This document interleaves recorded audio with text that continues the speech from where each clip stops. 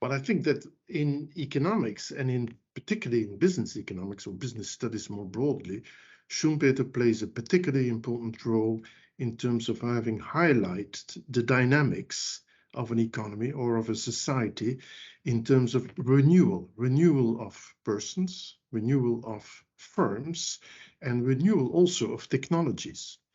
And so he has been one of those few economists who from the beginning introduced change as an economic development process, and change as a process which was involved also with features of creative destruction, as he called it. That is to say that such change doesn't go smoothly. It sometimes involves major structural transformations. And so specifically to the question why he is so important today is because we are confronted with massive structural transformation challenges today. I mean, there are many. The one which is the most directly influencing today most businessmen and most economics is, of course, the sustainability challenge. And there, of course, the issue is that the insights from Schumpeter are particularly relevant today, I would say, with respect to the changes which have to occur, and that these changes do involve processes of creative destruction and are just not simple linear changes as we seem to believe that such tendencies towards transformation in sustainability terms will involve smooth transformation. Well, it will, and it might involve much more structural, deep transformation involving major changes in our societies.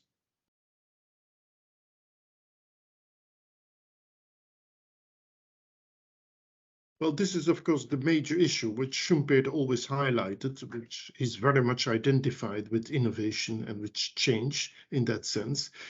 And then comes immediately the issue, what is innovation? What does it involve? And so we've had a long tradition of technological or industrial innovation, which is very much based on research being carried out, research, quite fundamental research sometimes, science breakthroughs, think of new drugs, but also think of electronics, new chips, etc. In each of these cases, these are technological innovations, really based on new insights coming out from the research side.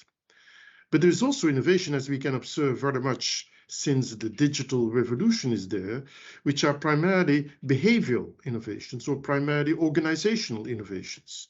So they involved far less research, but they involved new ways of organizing particular economic activities, of creating new values.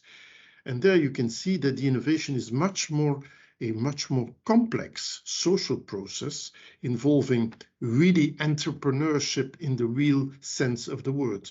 Not some technological new insights or new breakthroughs which one has to implement on the market. No, here developing really new markets in terms of creating new views which one believes in. Don't forget Schumpeter, for instance, highlighted the importance of entrepreneurs as saying people who were going against the advice of the whole world, the advice of the banks, of capital owners, of friends, families, etc., and which were stubborn, believing in something which others didn't believe in, and therefore becoming these sort of creative, innovative entrepreneurs, you could say, who, with a breakthrough, created something totally new. It's interesting to observe that many of the big innovators, the names of the big innovators we have in mind, often are people who were, of course, technically skilled in some areas, but who were first and foremost creative people who were stubborn, who believed in something and then went for it. And this is why, of course, creative destruction or innovative entrepreneurship is so much identified with the current world we are living in, both on the digital side as well, and that is to some extent the new elements I would like to emphasize in my lecture, with respect to sustainability, with respect to responses to crisis, with respect to creating resilience. In all these areas, we desperately need new entrepreneurs, people who are ready to take risks, who can much better adjust to the enormous uncertainties we have all around us because of these major crises we are currently involved in, whether you talk about sustainability crisis, you talk about the health crisis with COVID, you talk about the capital crisis following from the financial crisis we had in 2008, or you talk about even the security crisis with the war in Ukraine. So the spectrum of crises which are influencing each one of us, think again of the fuel crisis today with respect to the increased inflation associated with fossil fuel prices. Again, in each of these areas, there are lots of opportunities for entrepreneurship, for new ideas, for new ways of organizing our savings we can make in particular areas, and where we desperately need entrepreneurial innovators.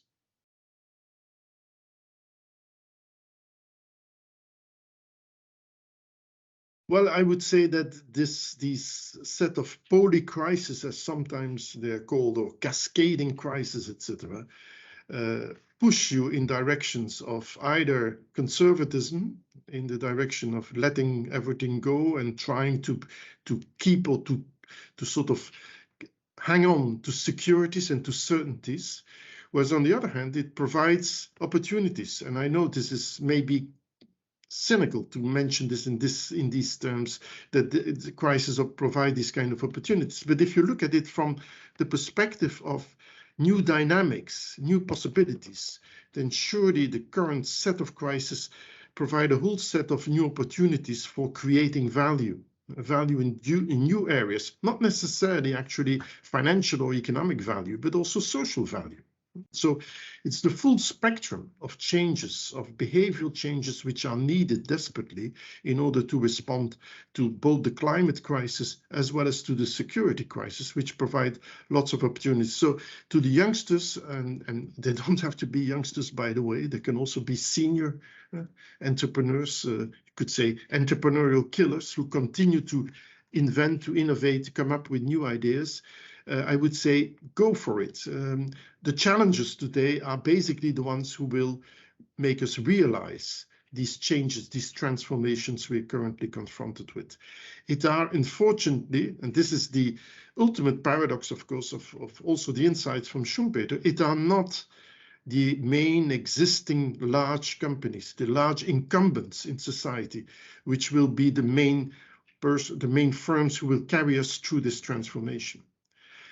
These firms, the incumbent firms, often have already a lot of committed funds to old forms of organizing themselves, to old technologies, to possibly here and there old products which are not fitting anymore the sustainability transformation we need, and hence will not be sufficiently dynamic, fast in moving, in changing their production processes.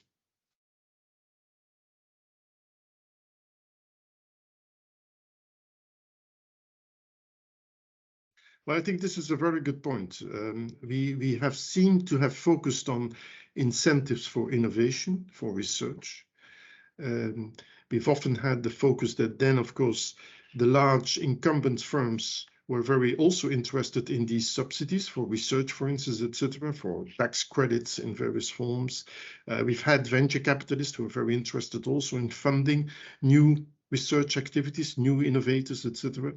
But what you observe often in the market is that the large incumbent firms, the existing firms who make profits on what they do currently, buy up these new firms or buy up these new ideas just to bring them on the market when it fits their own timing of their own production process.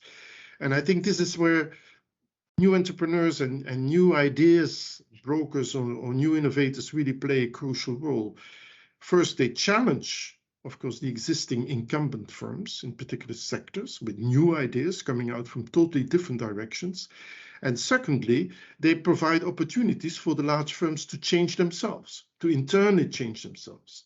The problem with the latter is that this is too slow. We are confronted with the sustainability challenge, and remember all the commitments we have to make with respect to climate changes, etc. We need desperately to get this transformation much faster, much quicker on the roads. Think of the European Green Deal also and the pressures there.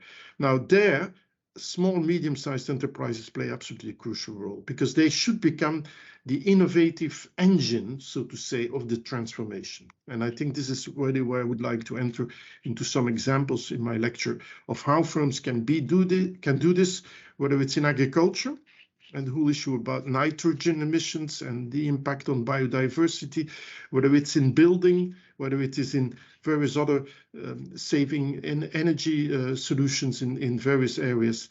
There are lots of opportunities there, I would say, for small and medium-sized enterprises.